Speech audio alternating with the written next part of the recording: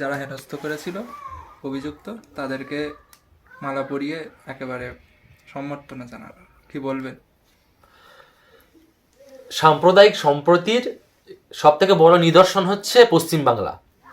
তো সেই পশ্চিমবাংলায় কিছু গুটকাখোর আরএসএস বাহিনী আসছে সম্প্রীতির বাংলাকে সাম্প্রদায়িকের বাংলা করতে।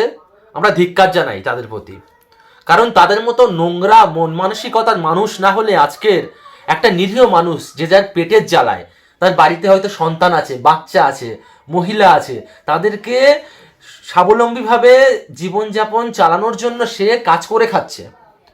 সে আজকে চিকেন প্যাটিস নিয়ে গেছে, সঙ্গে ভেজ প্যাটিস ছিল। সে তো আজ থেকে ব্যবসা করছে না, সে ব্যবসাটা করছে বহুদিন ধরে। আর একটা মানুষ যদি বহুদিন ধরে সেই ব্যবসাটা করে, সে কি ওই ব্যবসা ছেড়ে অন্য ব্যবসায় যাবে? কোনোদিন যাবে না। আজকে যখন মানুষটা তার ফ্যামিলির মানুষদেরকে চালানোর জন্য সে তার প্রতিনিয়ত যে কাজ করে সেই কাজটা করার জন্য গিয়েছিল, ওখানে যেতেই পারে, অসুবিধা কি আছে? তা বলে তাকে মারবে? এটা তো সংবিধানের ওপরে আঘাত আনা হচ্ছে। গণতান্ত্রিক ভারতবর্ষ রইল কোথায় যদি গণতান্ত্রিক অধিকারকে মেনে না সে চলতে পারে? আজকের আরএসএস এর দালালগুলো, আরএসএস এর জঙ্গিগুলো যেমন করে গুজরাট, উত্তরপ্রদেশগুলোকে অশান্তির একটা তীব্র পাহাড় তৈরি করেছে, আজকে বাংলাকে করতে চাইছে। দেব না করতে। গণতান্ত্রিক প্রক্রিয়ায় যারা এই নোংরামুগুলো করছে তাদের হাতগুলোকে আমরা গণতান্ত্রিক প্রক্রিয়ায় ভেঙে দেব।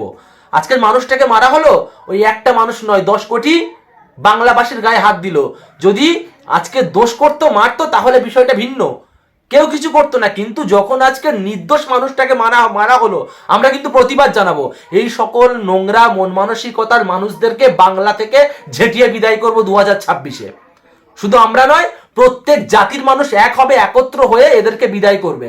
এরা ভেবেছে একটা মানুষকে মারবো, একটা জাতির মানুষকে টার্গেট করব, করে আমরা পার পেয়ে যাব, বাংলায় বিজেপি জিতবে?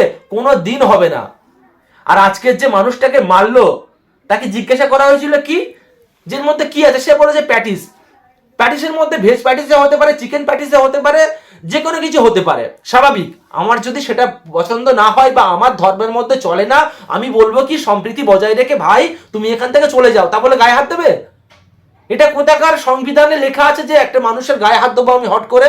আজকে চলে যান আপনাদের এক্স এমএলএ, তিনি যে আজকে বাবরি মসজিদ তৈরি করছে মুর্শিদাবাদে, সেখানে